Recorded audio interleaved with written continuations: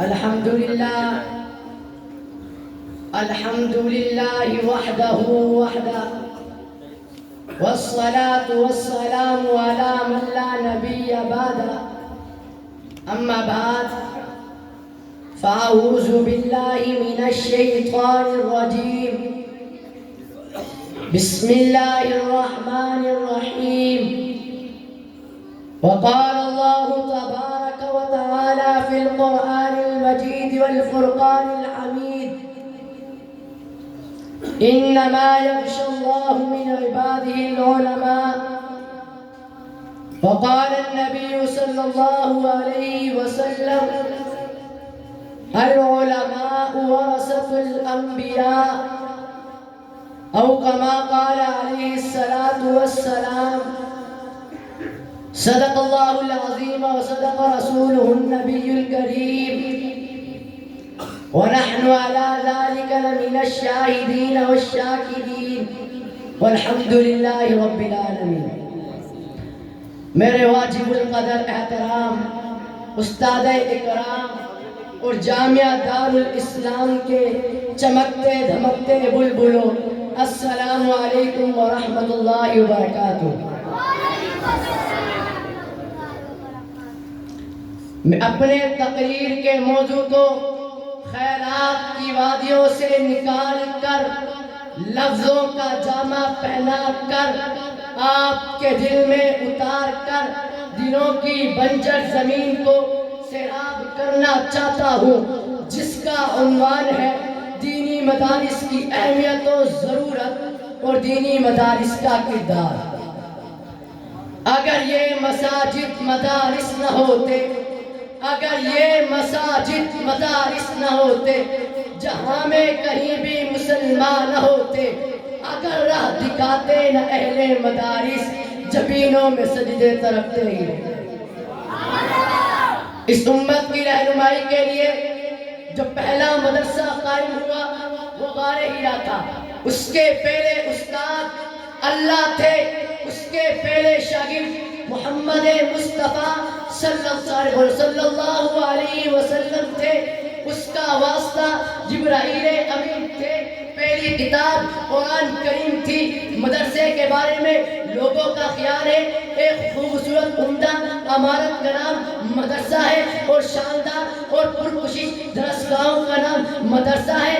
نہیں، اگر ایسا ہوتا دیوبند میں واقع اڑان کے درخت کے سائے کو مدرسہ نہ کہتے، جہاں بیٹھ کر محمود نامی استاد نے محمود نامی شاگرد کو تعلیم دے کر ہزاروں مدرسوں کی بنیاد رکھی. اگر ایسا ہی ہوتا ان خوبصورت عمارت کو مدرسہ نہ کہا جاتا، وہ سادہ سا چبوترا جہاں بیٹھ کر تعلیم حاصل کرنے والوں کو اصحاب صفا کے نام سے یاد کیا جاتا ہے، اسے مدرسہ نہ کہا جاتا. میں ایک قدم آگے بڑھ کر کہتا ہوں وہ پہلا مدرسہ صفا جسے آقا بناتے ہیں، وہ پہلا مدرسہ صفا جسے آقا بناتے ہیں، صحابہ اس میں پڑھتے ہیں میرے آقا بناتے ہیں. آپ کہیں گے اگر ان عمارت کا نام مدرسہ نہیں تو کس چیز کا نام مدرسہ ہے؟ دل کے کانوں سے سنیے گا. جہاں انسان کو انسان بنانے کی تعلیم دی جاتی ہے اس کو مدرسہ کہا جاتا ہے. جہاں زندگی گزارنے کا طریقہ سکھایا جاتا ہے اس کو مدرسہ کہا جاتا ہے. جہاں شمع ان کے سینوں میں روشن کی جاتی ہے اس کو مدرسہ کہا جاتا ہے. جہاں آداب و معاشرات سکھائے جاتے ہیں اس کو مدرسہ کہا جاتا ہے. تو میں کیوں نہ کہوں یہ علم و ہنر کا گہوارہ تاریخ کا وہ شاہپارہ ہے. یہ علم و ہنر کا گہوارہ تاریخ کا وہ شاہپارہ ہے. ہر پھول یہاں ایک شعلہ ہے، ہر سو یہاں مینارہ ہے. کیسار یہاں رک جاتے ہیں، طوفان یہاں رک جاتے ہیں. اس خاص فقیر کے آگے شاہوں کے محل جھک جاتے ہیں. آگے دور حاجی میں لوگ مدرسے کے خلاف بولتے ہیں کہ دینی مدارس کا کردار کیا ہے. توجہ سنیے گا، میں آپ کو آگے آپ کو دین کا ہم پہلو بتانے والا ہوں. اگر آج یہ دینی مدارس نہ ہوتے، ماں باپ کے ابو بتانے والا کوئی نہ ہوتا. اگر آج یہ دینی مدارس نہ ہوتے، دعوت تبلیغ کی محنت کرنے والا کوئی نہ ہوتا. اگر آج یہ دینی مدارس نہ ہوتے، ترک توحید بتانے والا کوئی نہ ہوتا. اگر آج یہ دینی مدارس نہ ہوتے، میاں بیوی کے حقوق بتانے والا کوئی نہ ہوتا. اگر آج یہ دینی مدارس نہ ہوتے، میت کو غسل دینے والا کوئی نہ ہوتا، اگر آج یہ دینی مدارس نہ ہوتے، نکاح پڑھانے والا کوئی نہ ہوتا، اگر آج یہ دینی مدارس نہ ہوتے، طرف گناہ ہی گناہ ہوتے، کیونکہ راہ ہدایت بتانے والا کوئی نہ ہوتا، اگر آج یہ دینی مدارس نہ ہوتے، خانقاہوں میں اللہ اللہ اللہ کی آواز نہ گونجتی، اگر آج یہ دینی مدارس نہ ہوتے، قومی اسمبلی میں ناموس رسالت، ناموس صحابہ کی لڑائی کوئی نہ لڑتا۔ میں ڈنڈے کی چوٹ پہ کہتا ہوں، ہم سے تاریخ ہے، تاریخ کا عنوان ہے ہم سے تاریخ ہے، تاریخ کا عنوان ہے ہم، یہ وقت بھی جانتا ہے، وقت کی پہچان ہے ہم، اگر ہم سے الجھو گے، اگر ہم سے الجھو گے تو انجام برا ہوگا، رب کعبہ کی قسم صاحب ایمان ہے ہم۔ مدرسوں کو برا بنا نہ کہو، ان مساجد کی نسبت مسجد نبی سے ہے۔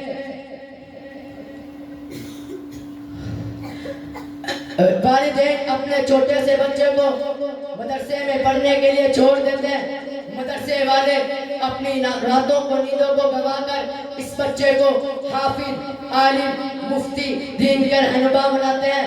آپ نے دیکھا ہوگا ڈاکٹر، وزیر، جج، بانی، یہاں تک کہ وزیر اعظم کی امامت بھی کوئی حافظ، کوئی عالم، کوئی مفتی کرتا ہے۔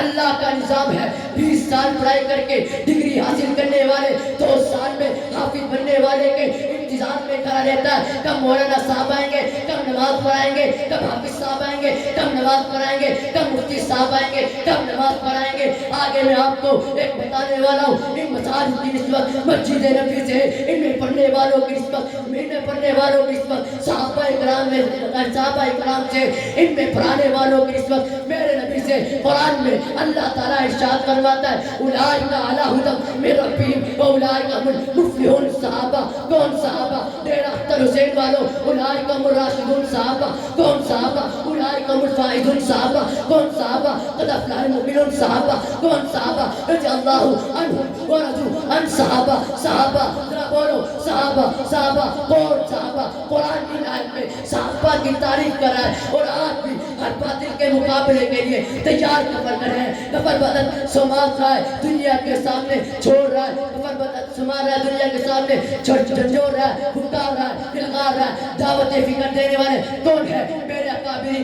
آج جو علماء مساجد خانقاہوں کے خلاف بولتے، ان کے دماغ کو بنداج کی ضرورت ہے۔ میں ربتے دل سے کہتا ہوں، یہ لوگ ہمیں دشمن جا کہتے ہیں، یہ لوگ ہمیں دشمن جا کہتے ہیں، ہم لوگ جو وطن کی مٹی کو بھی ماں کہتے ہیں۔ اے خاک وطن تجھے میں تیمم کا واسطہ بتا جو صدوں کے نشاں کہتے ہیں۔ وہ ان مدرسوں کو کبھی یاجوج لکھتا ہے، کبھی ماجوج لکھتا ہے، وہ ان مدرسوں کو کبھی یاجوج لکھتا ہے، کبھی ماجوج لکھتا ہے۔ وہ اپنے آپ کو اس عہد کا معبود لکھتا ہے۔ اسے کہہ دو، اس کو جو مدرسوں کو برا بلا کہتے ہیں، سنو، ذرے ہم تبلیغ کرتے ہیں، وہ تعلیم مدرسے کی ریت کو بارود لکھتے ہیں۔ ہم سے دنیا والے پوچھتے مدرسے کا کردار کیا ہے؟